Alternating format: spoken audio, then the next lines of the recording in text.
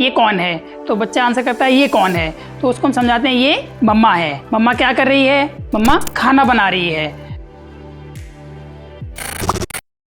नमस्कार दोस्तों, ऑटिज़म के बच्चों में कम्युनिकेशन का बहुत ही ज़्यादा इशू रहता है। अगर हिंदी में मुझे समझाना हो ऑटिज़म को तो इसका मतलब होता है अपनी मन की बात को कह ना पाना और दूसरे की बात को समझ ना पाना।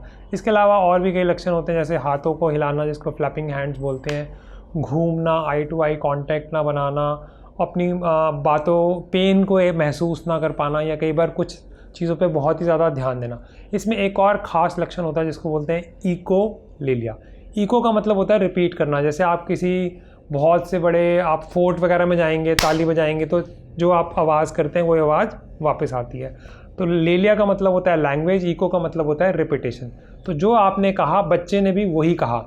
जैसे आपने कहा मोहन तो बच्चे ने भी कहा मोहन। तो ये शुरू में स्पीच सीखने के लिए तो ठीक है, but over a period of time इस सिम्टम को कैसे हेल्प कर सकते हैं बच्चों को ओवरकम करने के लिए, इसमें हमारी मदद करेंगे अजय सर। तो दोस्तों, जिन बच्चों में इकोलेलिया की प्रॉब्लम होती है उनके साथ स्पीच थेरेपिस्ट पिक्चर कार्ड लेते हैं। जैसे उसमें पिक्चर में स्टोरी होती है, मम्मा खाना बना रही है, फिर मम्मा खाना टेबल पे लगा रही है, फिर वहाँ पे बच्चे खाना खा रहे हैं। तो हम बच्चे को सबसे पहले पूछते हैं ये कौन है? तो बच्चा आंसर करता है ये कौन है? तो उसको हम समझाते हैं ये मम्मा है। मम्मा क्या कर रही है? मम्मा खाना बना रही है। अब मम्मा खाना टेबल पे लेके आई। अगली बुक में हमने पूछा उसमें कार्ड में कि मम्मा यहाँ पे मम्मा क्या कर रही है? तो बोलेगा मम्मा क्या कर रही है? मम्मा खाना टेबल पर लगा रही है। अब बच्चे जब खाना खाते हैं अगली कार्ड में तो हम उसको दिखा के फिर पूछते हैं यहाँ पे क्या कर रहे हैं ये बच्चे?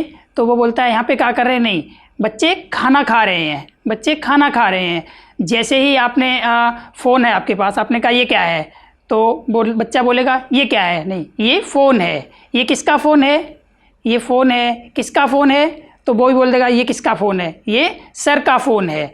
या आपके पास में टेबल है, ये क्या है? तो बोलेगा ये क्या है? आपको बताना ये टेबल है। उसी तरीके से बच्चा एक चेयर पे बैठा है अपनी सीट पे, कहाँ बैठे हो? कहाँ बैठे हो?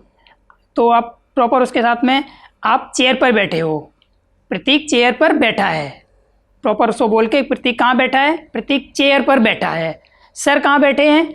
सर भी चेयर पर बैठे हैं।